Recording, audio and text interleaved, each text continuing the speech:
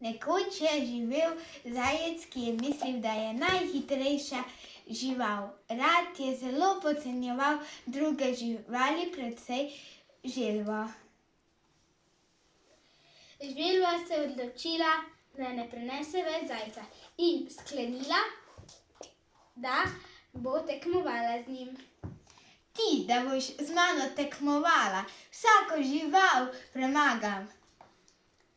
No, prav, ampak vredno je poskusiti. Sodnika bosta pa lisička in miška. Greva pon. Prav. Lisička, živjo, ali bi lahko bila, prosim, sodnica? Z zajčkom bomo tekmovala. Živjo, miška, ali bi lahko bila, prosim, naša sodnica z lisico? Ja, seveda. Vsi se umaknite!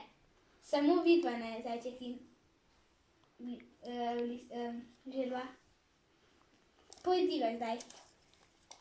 Pozor! Zdaj! Zakaj se tako oziram? Saj vidite, kje je želva. Bom kar malo zadrenjal.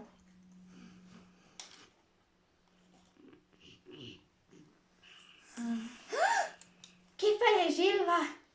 Nikjer je ni, hitro grem na cilj.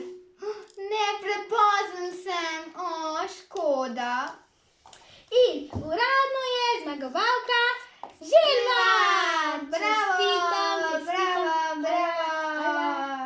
Čestitam, želva.